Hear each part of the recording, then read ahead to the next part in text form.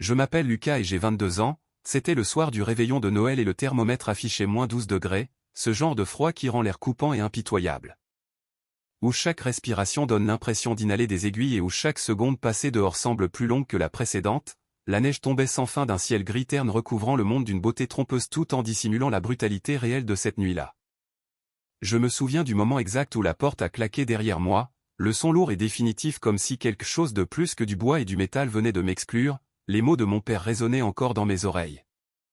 Froid et absolu, reste dehors jusqu'à ce que tu apprennes le respect. Au début, je suis resté là, stupéfait et silencieux, fixant la porte en attendant qu'elle s'ouvre à nouveau, pensant que ce n'était sûrement qu'un autre de ces gestes théâtraux, une autre tactique d'intimidation destinée à me faire peur pour obtenir des excuses, mais la serrure a cliqueté.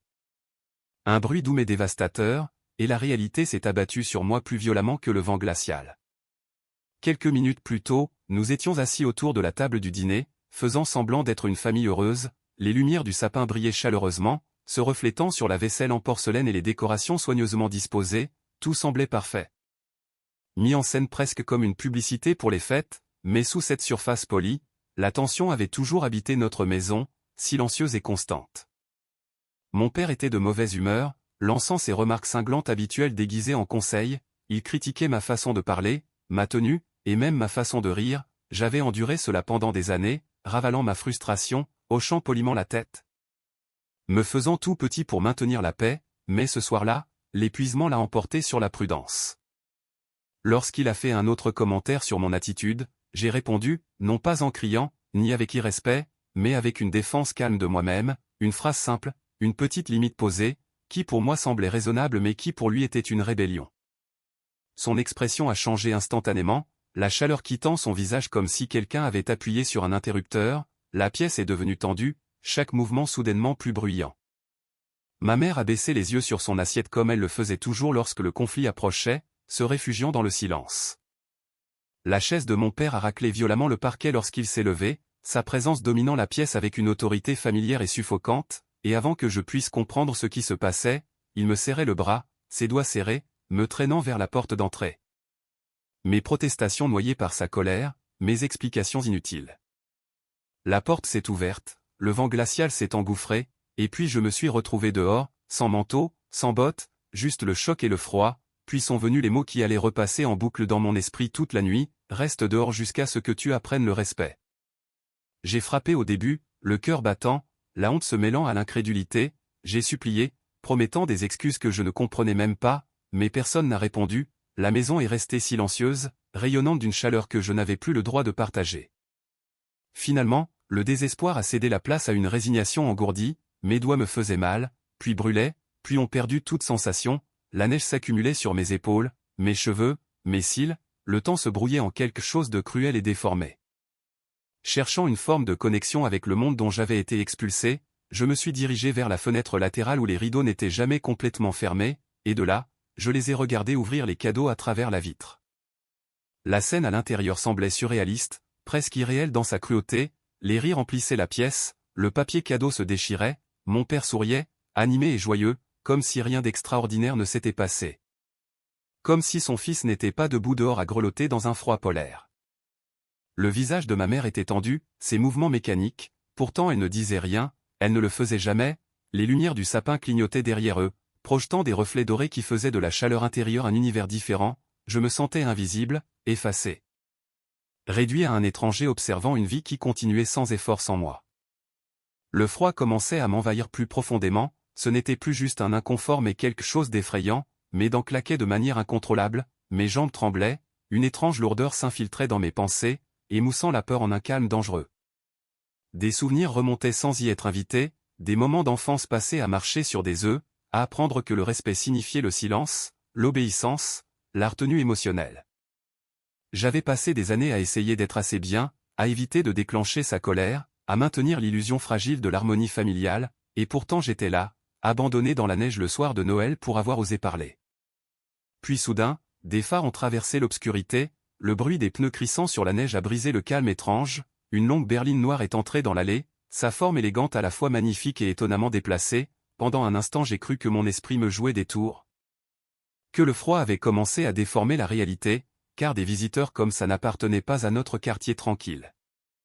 Le véhicule s'est arrêté en douceur, le moteur ronronnant doucement comme une force de la nature contenue, mon cœur a commencé à s'emballer, la confusion luttant contre l'épuisement, la porte du chauffeur s'est ouverte en premier, suivie de la porte arrière passager avec une grâce délibérée. Et c'est là que je l'ai vue. Ma grand-mère est sortie, sa présence imposante même sous les tourbillons de neige, enveloppée dans un manteau immaculé, la posture parfaitement droite, elle semblait intouchable par le chaos de la nuit d'hiver, elle appartenait à un monde de pouvoir et de certitude. Un monde bien éloigné de l'atmosphère fragile et tendue de notre maison.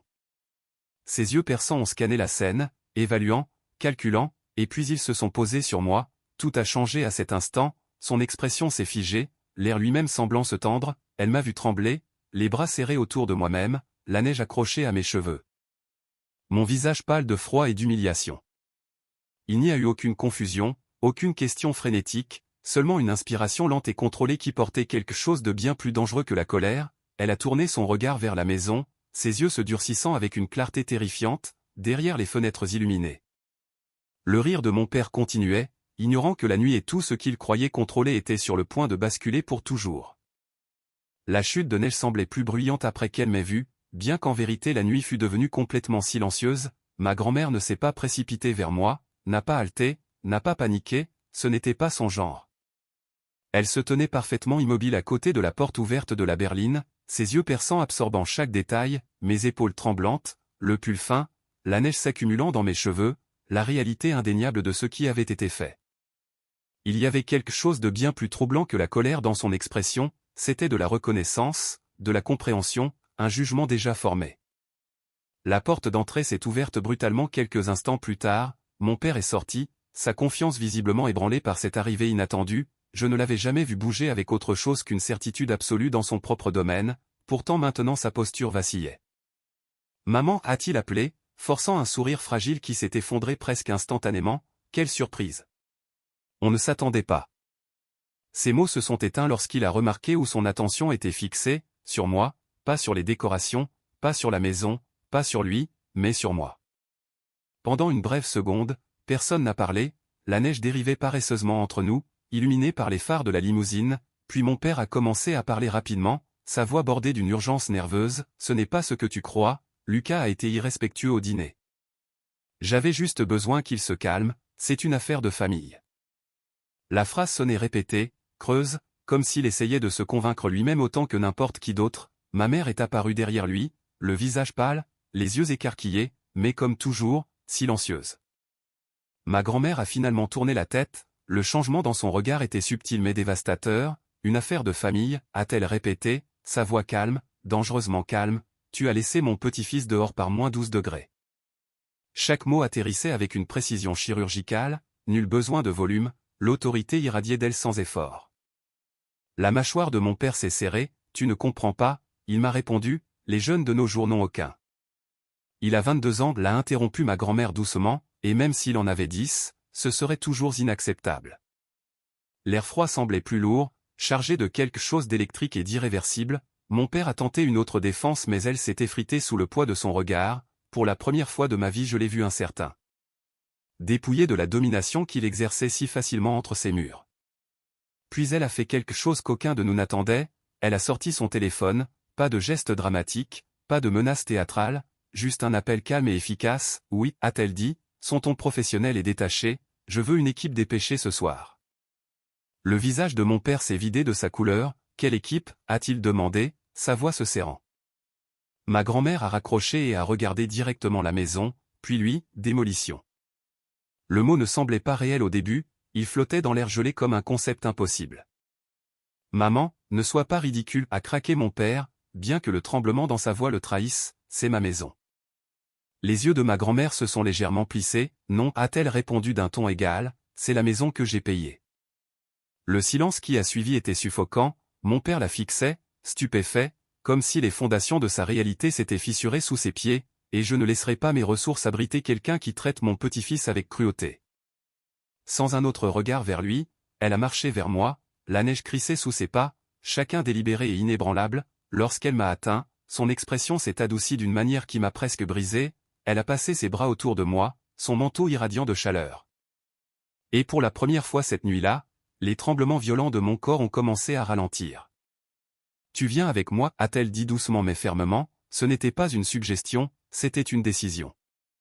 Derrière nous, les protestations de mon père devenaient frénétiques, sa voix montant, se brisant, suppliant d'une manière que je n'avais jamais entendue. Ma mère a commencé à pleurer, les larmes coulant sur son visage, mais encore une fois, elle n'a rien dit pour l'arrêter, rien pour me défendre. Des années de silence avaient construit une prison dont même elle ne pouvait s'échapper. À l'intérieur de la limousine, la chaleur m'a enveloppé instantanément, mes doigts gelés lancinaient douloureusement alors que la circulation revenait, pourtant l'inconfort physique semblait lointain comparé à la tempête émotionnelle qui faisait rage en moi. À travers la vitre teintée, j'ai vu du mouvement, des véhicules arriver, des ouvriers en sortir, mon père argumentant impuissant, son autorité insignifiante face à la machinerie des conséquences, le symbolisme était brutal, presque surréaliste, la structure qui représentait son contrôle, sa fierté. Son pouvoir allait être réduite en gravat. Pourquoi, ai-je chuchoté, ma voix tremblante, pourquoi maintenant? Le regard de ma grand-mère contenait quelque chose de profond, quelque chose de triste mais résolu, parce que ce soir, a-t-elle dit doucement, j'ai vu la vérité de mes propres yeux, pas des accusations, pas des interprétations, la vérité. Ce mot s'est installé en moi avec une force que je ne peux pas décrire entièrement. Pendant des années on m'avait fait remettre en question mes sentiments, mes perceptions, ma douleur, mais maintenant, de l'autre côté de cette vitre, quelqu'un en avait été témoin sans distorsion. Les larmes sont venues alors, inarrêtables, nées d'années de blessures refoulées plutôt que des événements d'une seule nuit, le froid, l'humiliation, l'isolement, tout s'est effondré en une seule libération accablante. Ma grand-mère me tenait la main, stable et rassurante, alors que le monde que j'avais connu s'effondrait littéralement derrière nous. Cette nuit n'a pas effacé le passé, le traumatisme ne disparaît pas avec un seul acte de justice, mais cela a marqué un début. Et le moment où j'ai compris que le respect ne peut pas être exigé par la peur, que l'amour ne devrait jamais être conditionnel, et que la cruauté, même déguisée en discipline, reste de la cruauté, pour la première fois. J'ai ressenti quelque chose d'inconnu mais de profondément puissant, la sécurité.